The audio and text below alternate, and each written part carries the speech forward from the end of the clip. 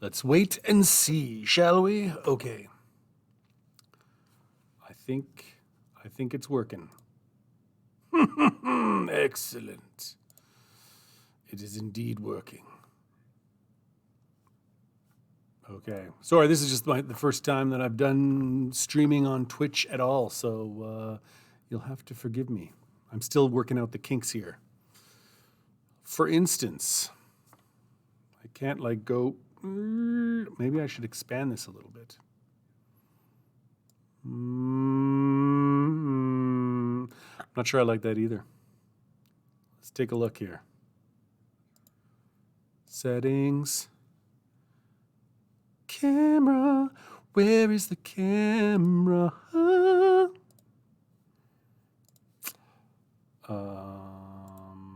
Properties. Forget it. We'll just leave it the way it is. I look beautiful, and that's enough. Welcome to people who are here, which is no one right now, but who knows? Maybe in the future there might be some people who drop in. It is the Rocky Writing Club, where we are going to prepare for writing our novels, our screenplays. I've written screenplays, but not a novel. And now it is time for me to write the novel. I've got a pencil, I've got a notepad, I've got an obscene amount of caffeine. Oh, that's the good stuff. So, what we are going to do today is talk about plot. This has always been, I've been a pantser, as they say in NaNoWriMo circles, National Novel Writing Month. So that is what I am. I just kind of tend to fly by the seat of my pants, and it never really goes well for me. So this is a chance to try something new for me and plan a little bit more and think about it and make it better so that the first draft doesn't suck so much as my previous attempts have been. That is the hope. That is the dream. So we'll see. Okay. So, hold on a second. Just going to mute myself there so I don't hear myself coming out of the speakers.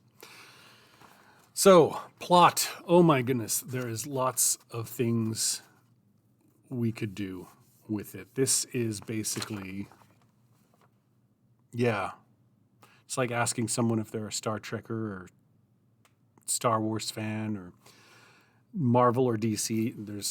There's passionate people on both sides of, 3-act structure, 5-act structure, 7-act structure. There is Save the Cat. There is the Dan Harmon's story circle. There's the hero's journey. There's lots of these things you could do. So I thought we'd just touch on some of them before we did some writing. And I'm still learning this, so I'm not going to be able to bring up like a separate screen. I'm going to just hold it up to the camera and you guys can just, look at yourself. Boom. Dan Harmon's story circle. Isn't that beautiful? The one thing that really irritates me about this one is that one is on the bottom. Like, what's up with that? This is like, if you're doing any kind of clock structure here, one should be at the front top, and then you go clockwise. That's just how it works. So when they put this at the bottom, it blows my mind. Okay. So I'm thinking that in a novel screenplay, if you're sticking to a 3-act structure, which is what I'm going to be trying to do, each of these quadrants would represent, well, not an act. This would be Act 1. This would be the first half of Act 2, second half of Act 2, Act 3. So, you, a character, is in a zone of comfort. That's how it starts. That's how it always starts. Then, oh my goodness, they're in comfort, but they need something.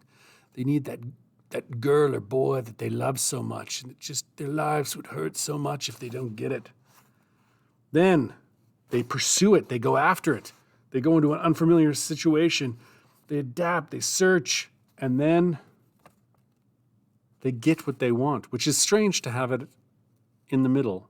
You think that they would get to the very end, and that's when they would get it. But this is like a false get. They think that they get what they think they want, but it's not what they really want. And they pay a heavy price. They get the girlfriend and then realize that they've turned their back on their friends, or maybe the girl isn't as awesome as they thought, or maybe that friend of theirs that has been their like bosom buddy all their life, like, oh wait, I really love them instead. And then they return to their situation changed. They've changed. They've learned something. Anyway, so this is what I think I'm going to kind of go with. I want to, oh, I didn't even realize this is green right here. So the chroma key is like, oh, there's the glasses. It's weird. Anyway, so let us begin. What? I just want to, So that is one method. I just wanted to talk about some other ones. This Hero's Journey, which is something that's been mentioned a lot. I've never actually read it, so I don't really know. Which is bad because I've written screenplays, and not professionally. I've always written them, and then I've saved them on a hard drive, and I've never sent them out. So I'm assuming that they're not great. But anyway, kind of a beginning. Call to adventure, supernatural aid. They cross the threshold to the beginning of the transformation. There's a helper, there's a mentor. There's a little bit more detail on this one, I think. Then challenges and temptations. Oh, there's the help. I don't know what this means by having the helper in there again. The revelation, they've crossed over the abyss and death and rebirth. They've been transformed. Atonement. I'm assuming this is very similar to they pay a heavy price. Guess we'll find out. And then they return, changed, wiser. They know better. So anyway, those are two things. You guys, if you have Google, look them up, man. Hero's Journey. Dan Harmon's Story Circle. Use them if you want. Here is another lovely thing that I've used in the past for screenplays. Save the Cat, beat sheet. For those who don't know, fairly popular book. Save the Cat just comes from, I think, the term that he uses to show in the first short little bit of a story that someone is good. Like, how do you know you're supposed to root for this guy? What if they're real? Even if they're like a criminal, are you supposed to be rooting for them? How do you know that they really don't love being evil? And they save a cat. That's like, not literally, but I mean, they usually do something nice. Maybe they're a criminal, and this is the guy you're supposed to cheer for. And you're wondering, how am I going to cheer for this guy when I already don't like him? He's breaking the law and stealing from people. But then, like Aladdin, at the beginning of, Aladdin, one jump ahead of the lawman, that's all. And he steals bread. And then what does he do at the end of the song when he finally escapes the guard and he sits down and he's ready to eat? Breaks the bread, gives half to Abu, that stupid, selfish little monkey. And then he sees those two kids who are starving. So he's not saving the cat. In his case, he's feeding the kids. And then you know, oh, Aladdin, such a nice guy. I like him so much. So yeah, they usually do something nice at the beginning. But anyway, I'm blabbing on now. So, opening image. Opening image at the beginning is just their normal life at the beginning. What is their everyday life like at the beginning of the story? Theme stated in the beginning. So usually by page 5, I think it is, you kind of have someone say something that's basically the theme of the film. Like, don't mess with that. You're not meant to play God. And then what happens when someone does decide to play God and combine the genetics of a shark with an octopus, and then you get Sharktopusy. I can't remember what that movie was called. It was probably pretty bad. But anyway, so yeah, there's going to be something, someone's going to say something in the first 5 pages of a screenplay. Then there's like the setup, which he's left for you. Then the catalyst, something happens, like, oh my goodness. They've succeeded in infusing the DNA of a shark and an octopus together, and now, yikes. Should we destroy this thing? Oh no, this is, the debate. We've got this thing, what are we gonna do? I don't know. Were we meant to have the awesome power of a shark combined with that of an octopus? I don't know, and then of course break into two is when something crazy happens, and usually it escapes. B story, that's like the love story or like the secondary story. And then all the fun and games, all the fun things you see in the trailer of, in this case, hunting and being hunted by the sharktopusy. So midpoint, bad guys close in. This is when now they're hunting it and the shark is hunting them. All is lost. Oh no! It's got out into the ocean and it's pregnant. We failed. Now the world is going to be overrun by these creatures. All is lost. Dark night of the soul. And then they realize, wait a minute. We did something with the genetic code that allows us to, I don't know, maybe it needs licorice to survive. We just have to keep it from eating licorice. Let's quickly, it's going to hunt for the licorice in order to reproduce. We must gather up all the licorice in the tri-state area. So anyway, I'm sorry, I'm really explaining this bad, but you guys know what I'm talking about. So yeah, anyway, look this up. This is another Save the Cat beat sheet. What else do we got here? Oh, this is another lovely, I haven't even looked at this one yet, but this was something that I'd grabbed in my own little personal collection of writing aids. This is by Lenote Tucker McLeod. Look them up on Etsy. Rhino and a Small Bird. Interesting name. Anyway, they have a series of these. This is the one, but this helps you, like it has settings. What else does it? Character development. This one in particular is the plot template. I mean, you have to shell out a few bucks for it, but not too shabby. So there you go. Plot points, backstory. Where does it take place? It might be helpful to you guys. I don't know. There's another sheet that I have here, but it's not really for today. It is How to Write a Scene by John August. He's a screenwriter, fairly well known. He has done Go, Big Fish. I mean, he's done a lot of other things, but those are the ones that are just popping into my head. He's been writing for a long time. And this though isn't, I printed this out, but it's probably not going to be helpful right now, because I think today the focus is going to be on just writing out the basic plot of, so we're not going to be concerning ourselves with scenes, individual scenes today. But this will come back. See it? It'll be gone, but it'll come back. So, yeah, that is what it is. So, hold on, let me just grab this sheet again, because this is going to be the one that I want to. I've never really used Dan Harmon's Story Circle, but if you're a fan of Rick and Morty, and most people are because it's pretty funny, this is the guy. He's written lots of fun stuff. This is what he came up with, and it's pretty popular. And I think it would be helpful, because the problem that I often have is I get bogged down, overwhelmed with the whole thing, and I just say, oh, screw it, I'm never going to finish it, so I'm not going to start. And you're not going to be a very successful writer if you're afraid to start, and that's kind of me. So what we are going to do, aside from me trying to oh my goodness, I'm very bright.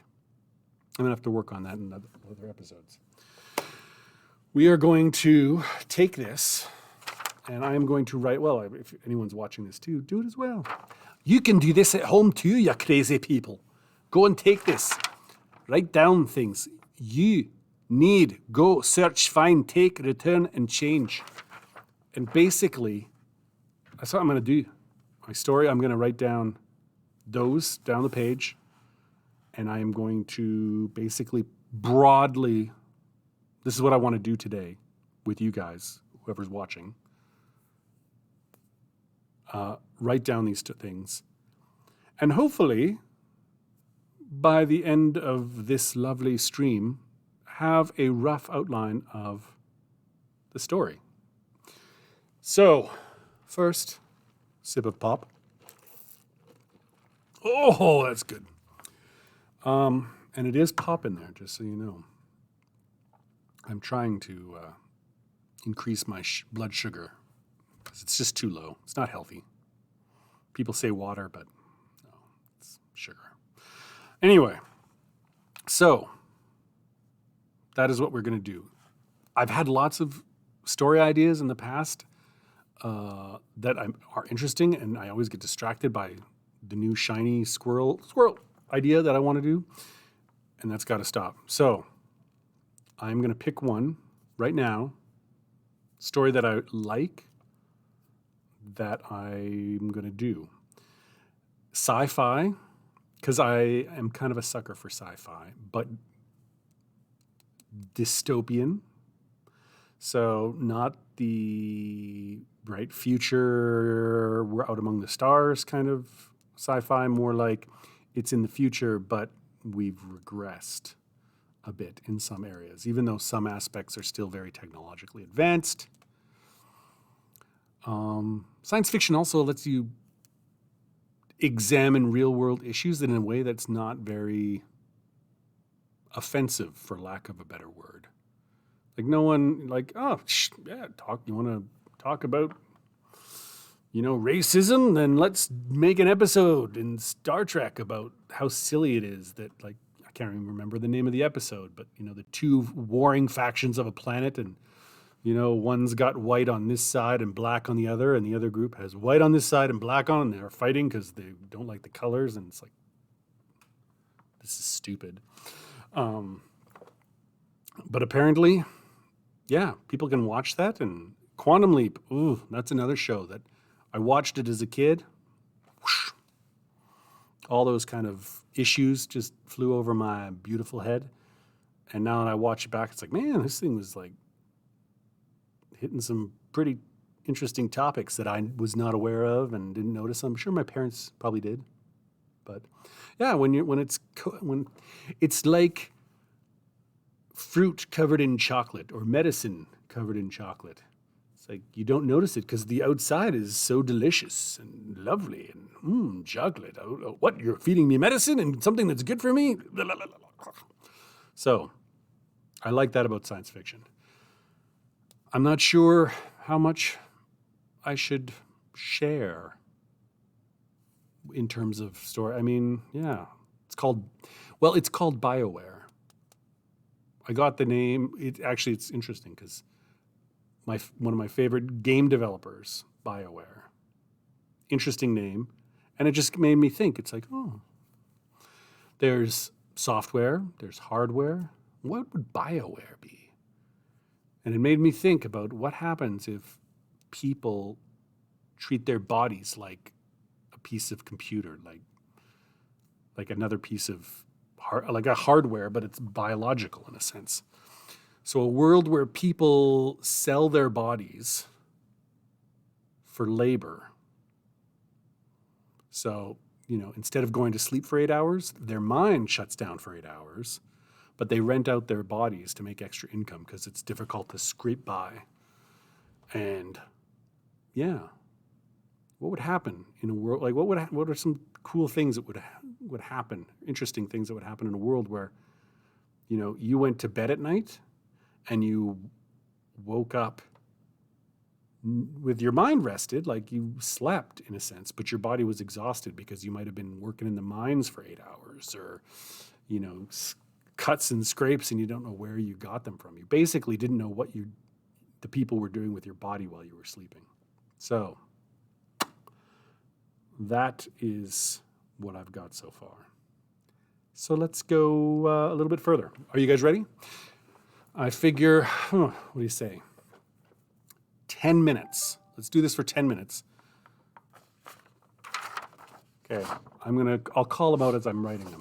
But remember, so just write down those 8 things down the page. I can't hold it very well. So, let's go. Act 1. First one, you. And I'm just going to leave, few lines blank. Need. A few lines blank. Act 2. Go. A few lines. Search. A few lines. Then find. A few lines. Take. Act 3. Return. Ooh, man. No, I said 10 minutes, but I just want to take a moment to say, like, I just randomly, okay, I better I'll leave this many lines. You can't see, but look how perfectly that ends. It's like, beautiful. Okay, so begin, guys. 10 minutes, write that on your paper, and then start hitting out the B points. Who are they at the beginning? What do they need? Where do they go to search for what, or I guess where are they going? What are they searching for? What happens when they find it? What is the heavy toll they take when they find it? So, and on and on. Let's try it. Okay. Yeah. Maybe I'll say 7:30. It's like 7:24 right now. Go! You. Does anyone else have trouble naming their characters? Especially in sci-fi. It's like, do you want to put like Gloopklar? Gloopklar is an alien. He's not an alien. He's on Earth. But still, names can be difficult. I'll just put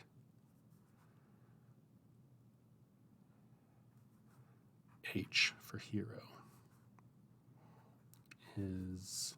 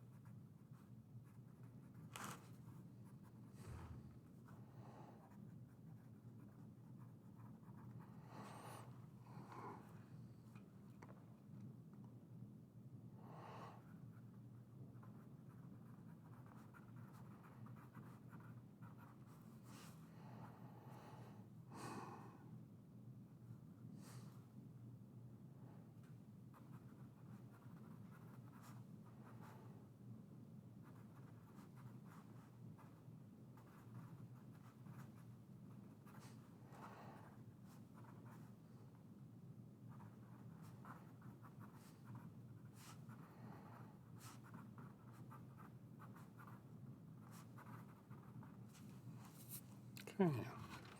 First one done. Celebratory sip. I just kicked the wall. Well, hello. That name sounds strangely familiar. I just kicked the wall. Interesting. Is it you, person I think it is?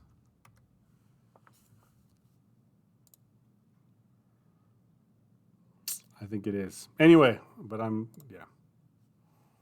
Wait. Now I don't know how to get out of this. Crazy. Oh, man.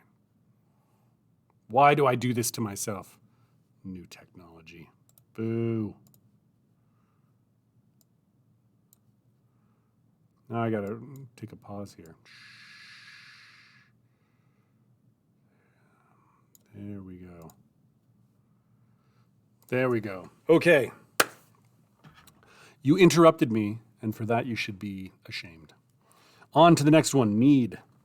What do they need? Well, he loses his job. Sorry. My first one is that he's a lower working class person. He earns his living doing physical labor. He's proud of his strength, for lack of a better word. And his mind has let him down. I think that he has epilepsy or some sort of cognitive, like physical issue in his brain. And even though he's lived a fairly normal life, he's not stupid by any stretch of the imagination. He feels his brain has let him down in life. You know, whether that's, yes, he's had seizures his whole life, and so, he feels like he can depend on his body, but he can't depend on his mind. Even though, well, he's a pretty smart guy. So his need, he loses his job to all these companies that are hiring the BioWare, the flesh jobs. Because if you're working a full-time job and then you can rent out your body while you sleep, you probably rent it out for cheap. I mean, you're not using your body. So instead of minimum wage, maybe it's like, hey, I can go to sleep and wake up and it's like I've worked another extra 5 hours of income that I get from sleeping. So companies do that and then they undercut. Anyway, so people are losing their jobs to these people, to these companies. So he loses his. Gonna get kicked out. Kicked out of his apartment.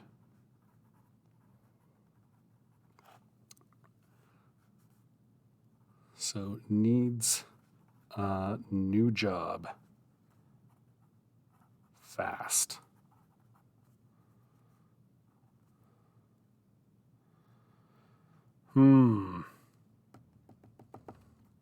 That's his need. Doesn't really seem to describe very much, and I don't know how much detail I want to go into.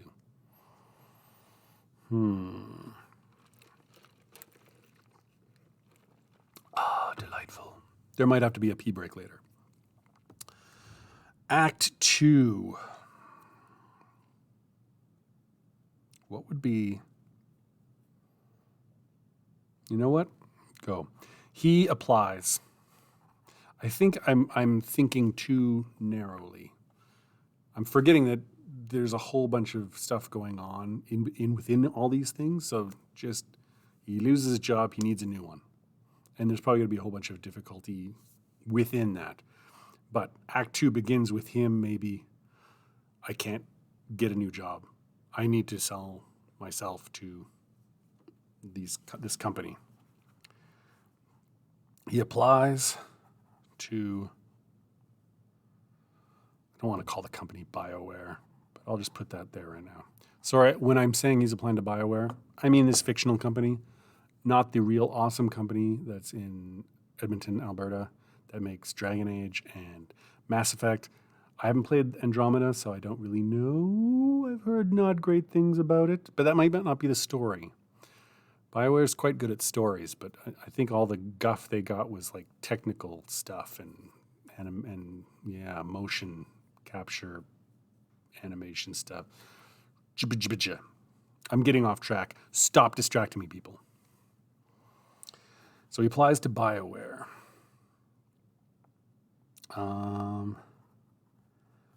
And discovers that his brain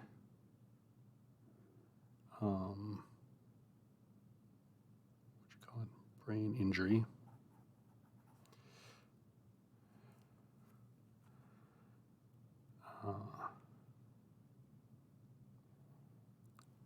disqualifies him from... So yeah, I'm thinking that because of his brain injury, the epilepsy or whatever issue, I haven't really quite hammered that out yet. He Yeah, they can't hook up the robot wire stuff to his brain. It's not going to work. So now he's lost his job. He can't get a new one. His last choice was, I'm going to just sell my body to BioWare. And now they won't even take him. It's like, sorry, man, won't work on you. All the wires will probably just get screwed up because your brain has scar tissue and things. So now he goes into the underworld to get a new, see, with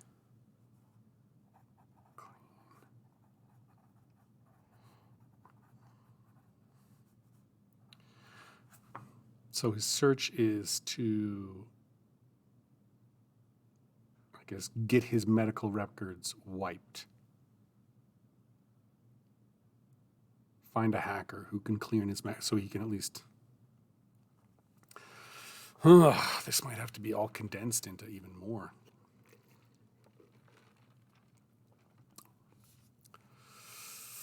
Oh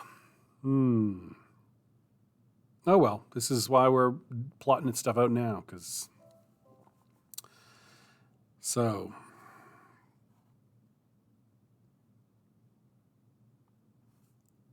search.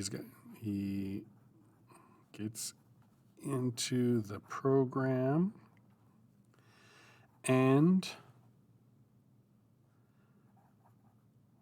accepted into the highest level of service.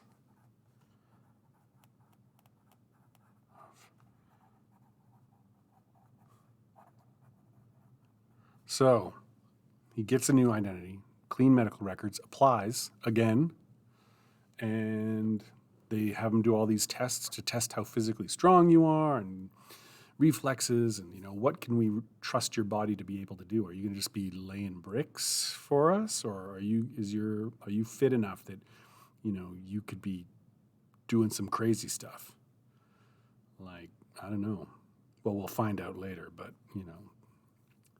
if you're a 300-pound guy, then maybe you're not going to be a messenger running it through the city. You're probably going to be sitting somewhere, just physical labor. Anyway, so he gets in the program. He's like, woohoo. So he starts this new job. So he finds what he's looking for. He starts the new job. He gets more money than he's had before, because he's in the top tier of these people. He gets paid premium dollars. You know what I'm saying now? Premium dollars. He's had before. And then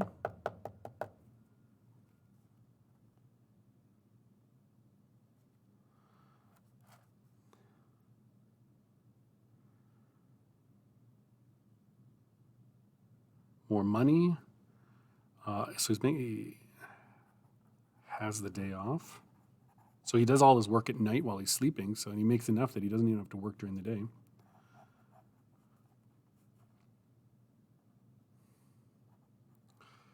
Enjoys life. But what is the heavy price he pays for it? One, starts having nightmares about people dying, waking up in the morning with cuts and bruises.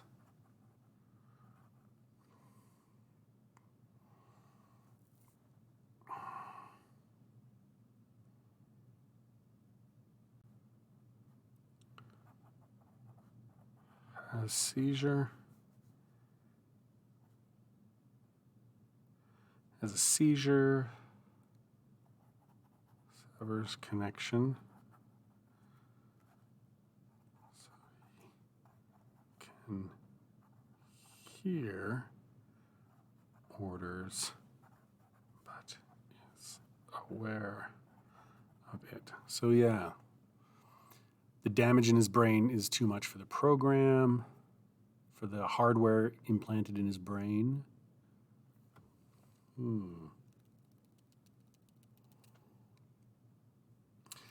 And so he has a seizure. He's been trying to keep maybe taking his meds.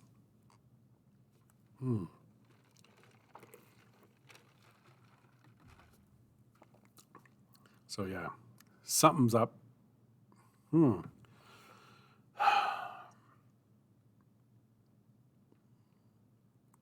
So this is it, chapter 3. I mean,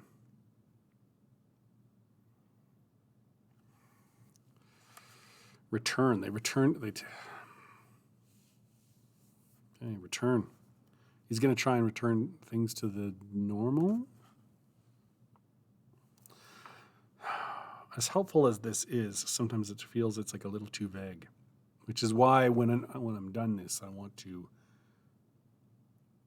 go in even further into like, okay, now that we've got just a general, this is the plot, Act 1, and break that down. And then take that Act 1 and break, and then even go into like, then go scene by scene, because otherwise I'm just going to get overwhelmed, and this is not going to go well for anyone. There will be tears and crying. Return. This is...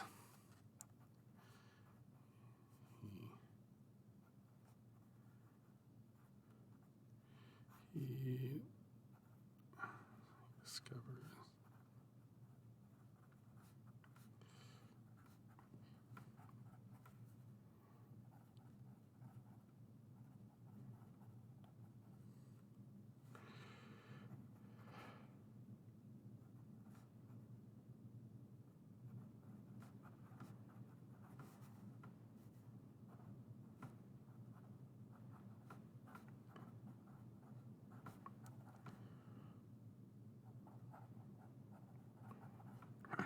So I'm thinking the hackers that helped him get a new identity are also tried to recruit him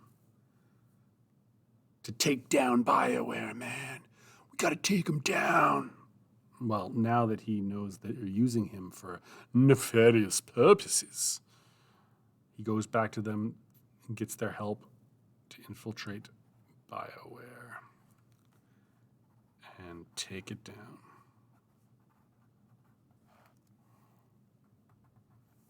I think it ends with, he hasn't, those companies are shut down, perhaps. I mean, it's always nice to plan for like a sequel. So I'm not sure if, interesting. Okay, well, shuts down the company.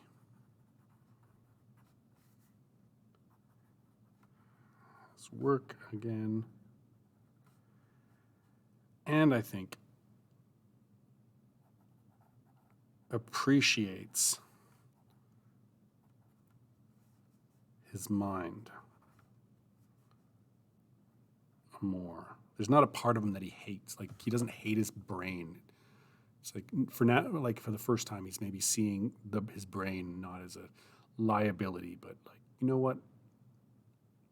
It's been good. I need to rely on it more. So he's more of a whole person at the end instead of just physical. Anyway, so that went a little bit longer than the 10 minutes, but that's what I've got in that time. 8 points. Anyone else want to share in chat? I'm guessing no, probably not. But we'll see. Let's see. Okay. Well, I want to move on from this, though. I don't want to stop now. We still got like 15 minutes. I wanted to keep this at like maybe an hour. So let's do that. But how to do that? Does anyone have any ideas that they want to share? Like, the problem is usually what I'm having is they get what they want. Like, they have the find thing, you know, right up there. They kind of get what they want. But usually, I don't know, it feels like you need to know who the enemy is fairly early on. There's, movies where people don't discover who the real villain is, but there's usually a villain. And in this case, I think it's fairly obvious.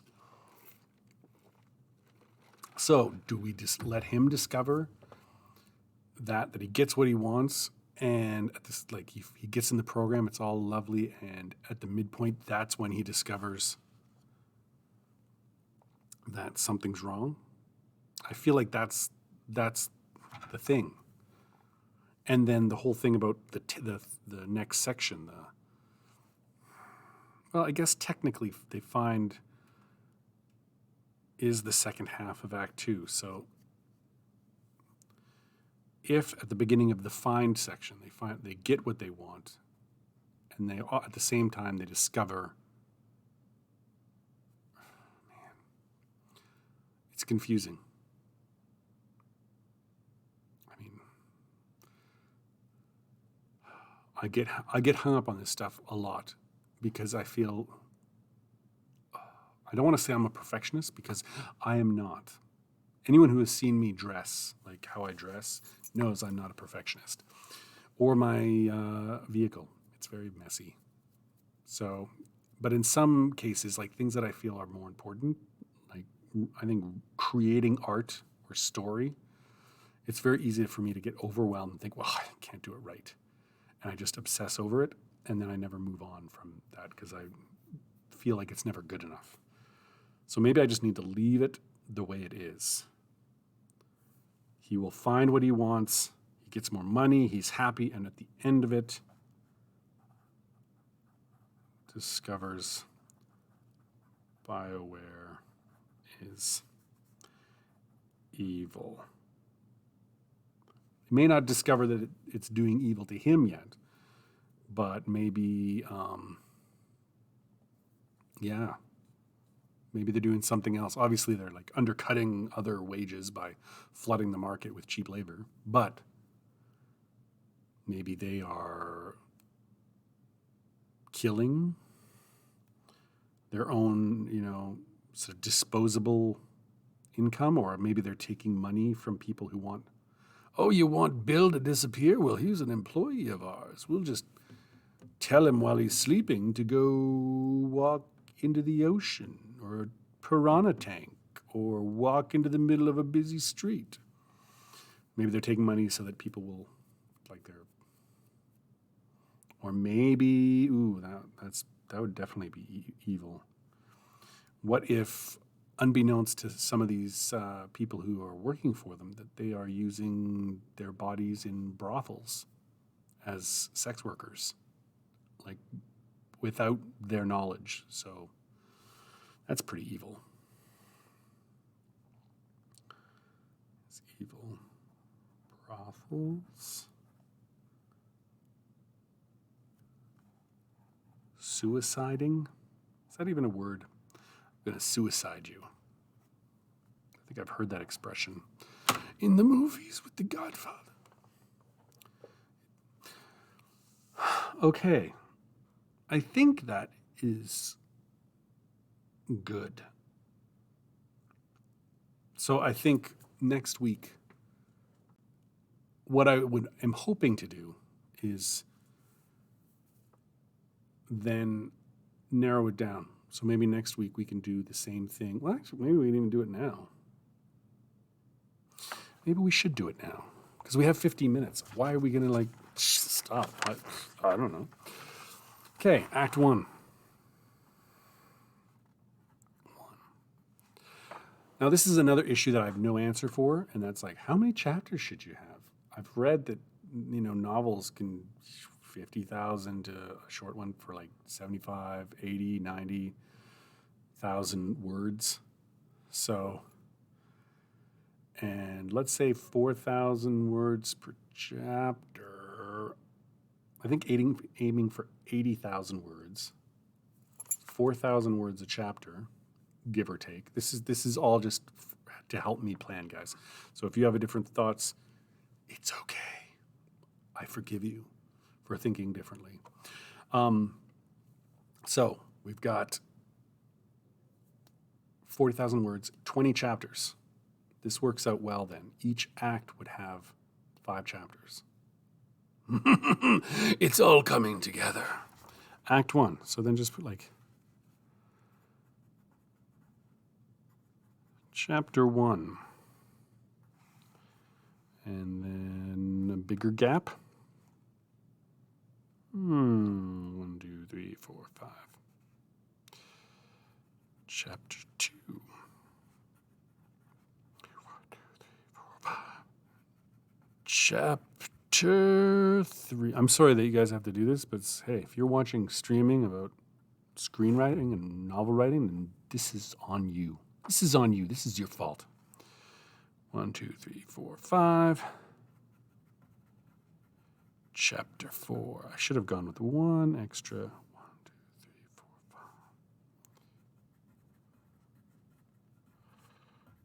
4, 5. No, if I went with 1 extra, it might have been too short. Oh, no. I see what I did. I could have done. Anyways, guys, it's a little bit of my one of my many mental processes that it's not quite OCD, but it's something. It's bothering me. I want to rip up the page and move things around, like just so that is up 1 line. And then that way I can make, oh yeah. I need help, people. People who know me know this. But now we've got something condensed a little bit. So we've got kind of an overarching plot, and now just act 1 with 5 chapters. Ugh. I don't think each chapter is a scene, though. This is different. Like, I've written screenplays, not novels. So I'm assuming a chapter can have many scenes. So not quite here yet.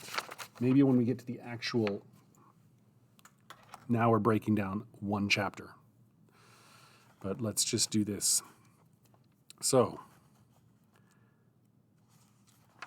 first act is his normal life, and then he loses his job. So, you don't want to dilly-dally too much, I think, in his regular life. So out of the 3 chapters, I'm thinking the first 2 have to do with setting up the world, his life, his work, the world he lives in, the rules, what's going on. So I'm just going to make a little thing on the outside and assign the first 2 chapters as you. And then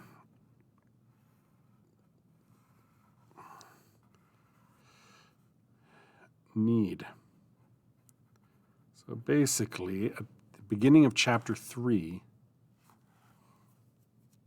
or the end of chapter 2 possibly, because it's always like a cliffhanger. Something happens at the end of each chapter that makes you want to turn the page and keep reading. So, the big plot thing, my goodness, that's pretty bad, will be at the end of chapter 2, he gets fired. Gets fired at the end of chapter 2. Okay. So, chapter 1, daily life of our hero.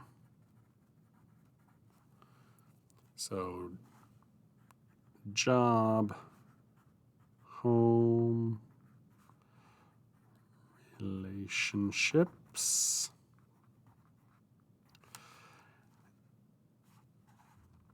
and the world.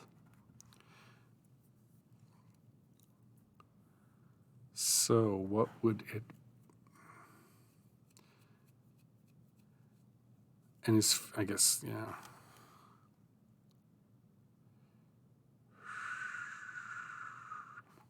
Chapter 2.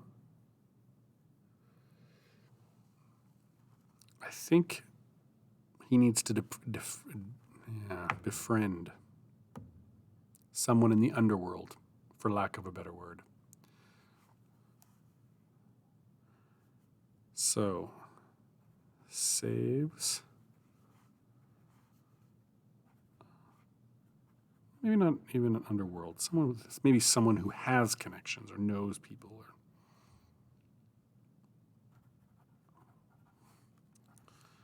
And assault. This is an idea, I guess, that I've had in my head for a while. That, you know, the save the cat idea that we mentioned with, well, ironically called, it's not here. Here it is. Save the cat, something that the character does that shows that they're a good person. Saves one of these BioWare workers from an assault. So they're basically defenseless. They're programmed to go do their job. They're not programmed to know that they're in danger or to defend themselves. So he sees someone in trouble and helps them because he's a nice guy. We want to root for him. But I think that's going to be chapter 2. Saves them. And through that person, we learn about the program. I mean, everyone knows about it, but this is kind of our chance to educate the reader on what everyone else knows. You know, they are our representative. Tell me about why did you sign up for BioWare? BioWare. And how they work.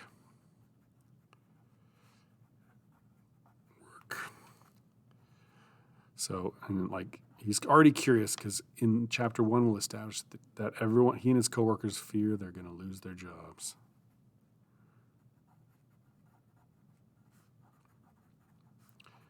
At risk.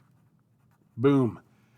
Hint, they are. They're totally at risk. I mean, we know that this is going to happen. 7-Eleven, if you want to throw me a few bucks for this. I will accept $7-11 as well.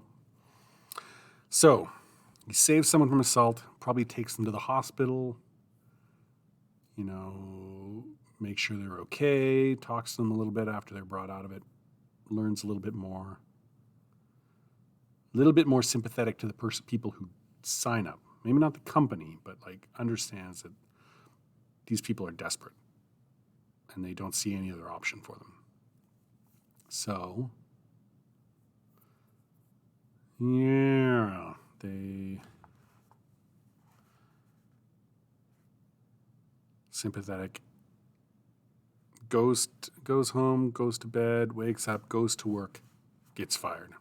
End of chapter 2. Thanks for showing up to work, guys. Today, you guys are going to be packing these pink slips. Here you go. And they're fired.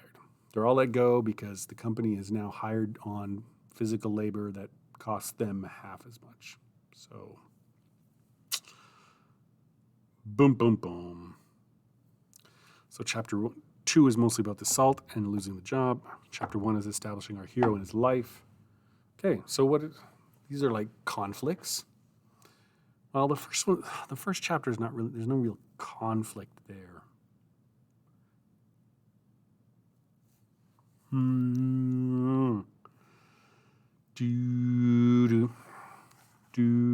make a note there.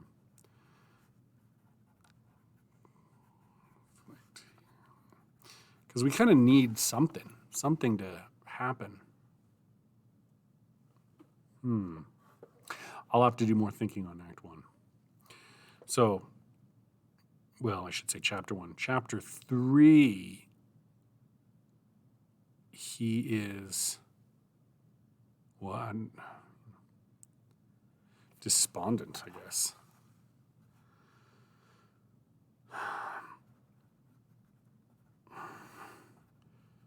Can't. Bed. But I mean, he can't just stay like that and sulk. The girl he rescues from the assault comes to visit him. I think she brings him a potted plant. Because what do you do when someone saves your life? You give them a hibiscus or ficus. I don't know. I'm thinking maybe a fruit plant. It doesn't really matter at this point. Point is, she brings him something and helps him. Just like he helped her, she wants to help him.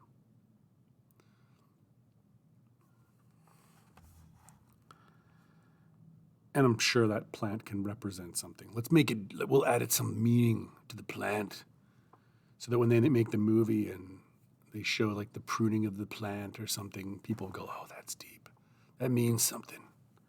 That's like cutting away the trappings of the physical self as he free or something. It'll be really deep. You guys will know what we're talking about. Plant.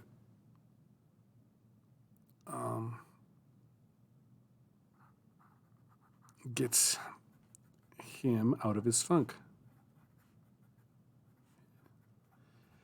Won't you take me to Funky Town? Won't you take me to Funky Town? Won't you take me to Funky Town? That was really out of key. I apologize. So,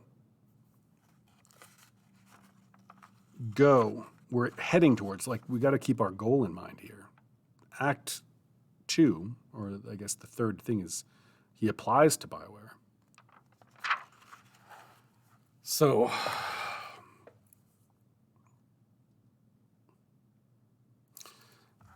that's two chapters of, I guess, what, failure? Oh, man. I'm going to have to do some thinking about this. And we might have to continue about this next session, next Tuesday. Because that's when we'll be. Every Tuesday, 7 o'clock Mountain Standard Time, in case you're wondering. Be here. Or be square. So whatever you guys are working on, I mean, hey, let me know. I'm not sure if you can add anything in comments, like YouTube. Hey, leave comments below. Hit that like button. Why don't you subscribe? But show up next Tuesday. Let me know what you guys are working on. Tell me how you guys overcome these problems. And I will be thinking about this, and we will continue next Tuesday. It will be awesome. You guys will love it. Your brains will expand. So have a good week, guys. Keep writing, keep working on it, and let's see if we can get a novel or screenplay written before NaNoWriMo in November. That would be super fantastic awesome. Okay, I'm stopping now. See you next week, guys.